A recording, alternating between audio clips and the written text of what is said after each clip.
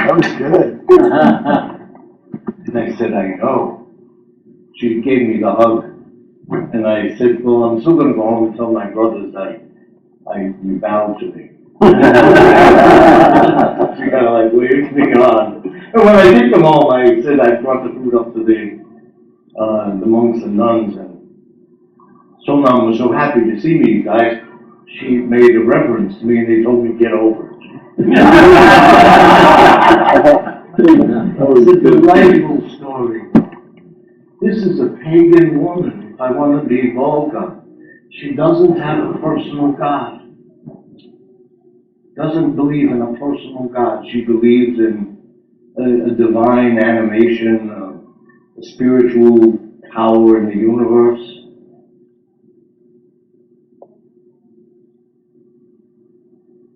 I'll use the word again, and it is vulgar to speak that way, but if a pagan person could reverence divine presence in me and in anyone who would go there, then as Christians, and even more than Christians, because of our commitment and the vow we promise to one another, if we can't see the divine presence in one another, then we've lost it.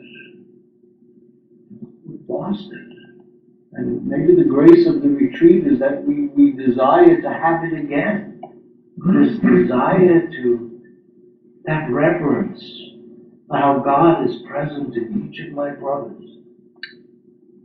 That I want to reverence that. Whether I do it, visibly, or whether I just do it spiritually, that I know God is operated in your life. And that God called you to share life with me. If I don't have reverence for that, then everything else is, I don't know what it is. Not a hot air. It's a wonderful story, wonderful image. Don't silence one another because of some agendas that we have. Got to get out of the boat. My brother is before me. Allow my brother to reveal himself to me, his goodness to me, his love for Jesus. Allow him to reveal that to me. Dismiss him, silence him, distance him. It's messy. Our life is messy. I hate it, not to be honest with you. I hate it when Jesus is asking me to put on a new attitude. I'm so comfortable with the ones that I've befriended over the years. This new attitude, though, is the gospel. So it's an invitation. It's an invitation to ongoing conversion. Ongoing conversion. And we don't get closer to Jesus by ourselves. That's the legacy of Francis. We cannot get closer to Jesus by ourselves. It's going to be an arm in arm, even if we're wrestling, arm wrestling. But we're going to do it because God has called us to do this together. And it's the gift and the witness we offer the whole church, which has become so isolated and so alienated from one another.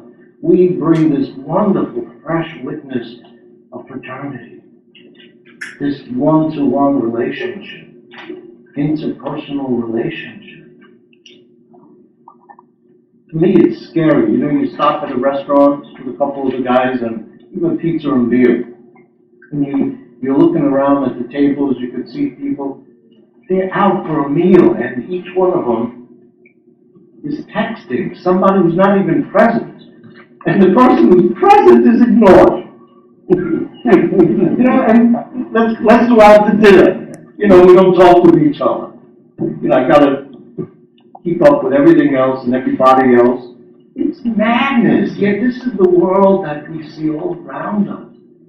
We have something wonderful. There's something wonderful to bring. Our society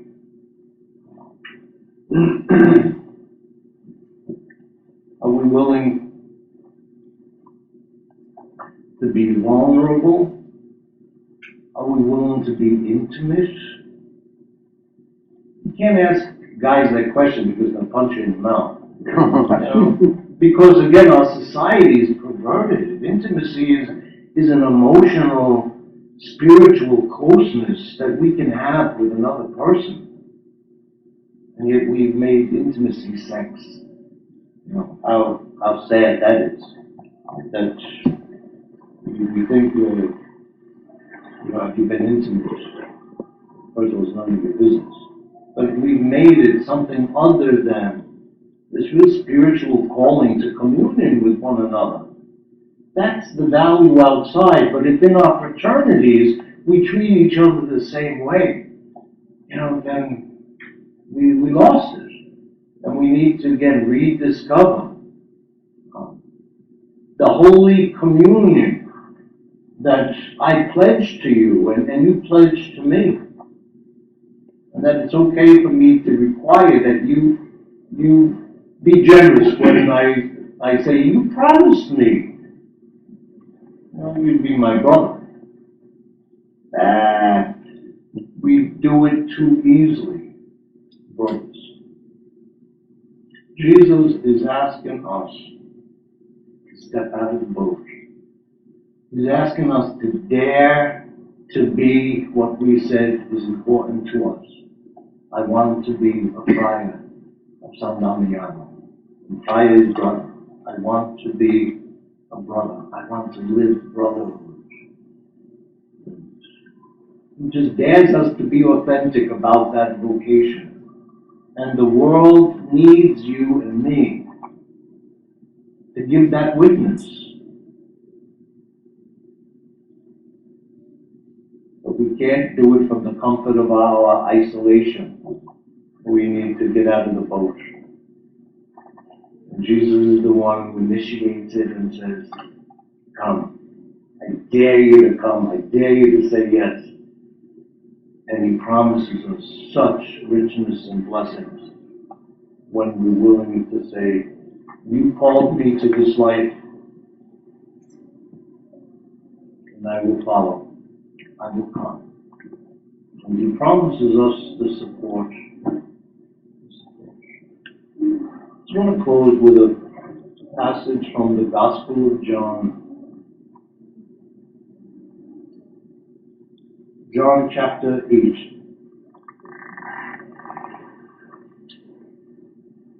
It was early the next morning.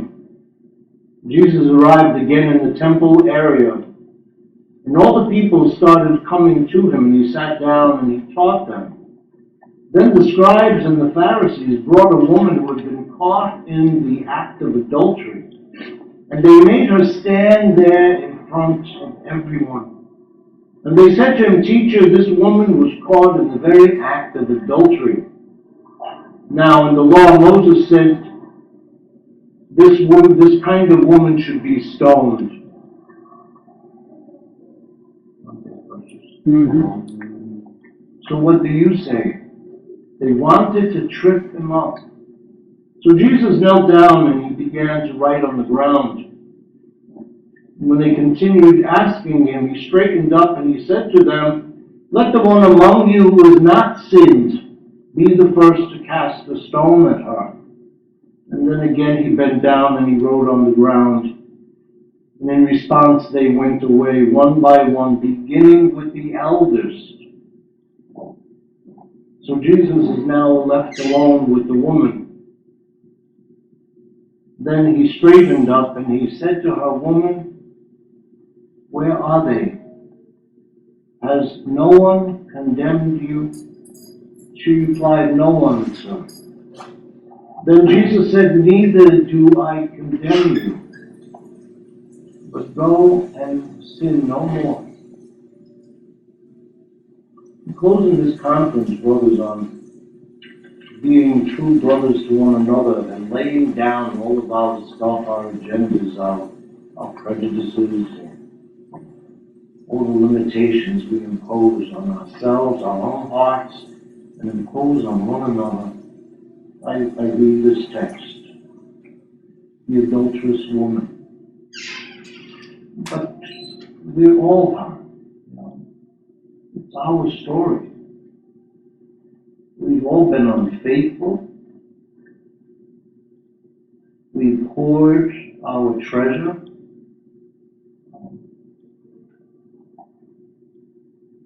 People are so willing to condemn us, just as this poor frightened creature, dragged through the streets.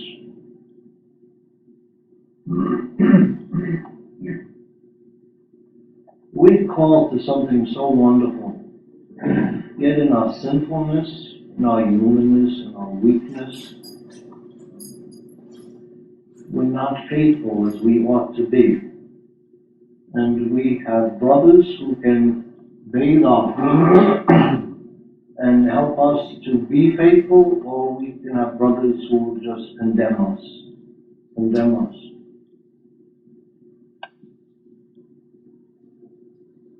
We live in a sinful church also. Don't want to scandalize you who are not in Franciscan monks' robes yet. We live in a sinful church also. Maybe it would be a wonderful meditation if tonight you do have a Bible in a Gideon Bible maybe. You do have a Bible in your bedroom. You know, to read this chapter again, the beginning, you know, of chapter 8, and in place of the woman, this nameless woman, we can insert our own name and receive the grace of conversion again.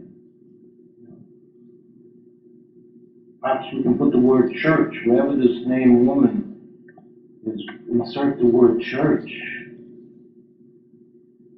Who could stand and throw a stone? Now, every one of us have been unfaithful.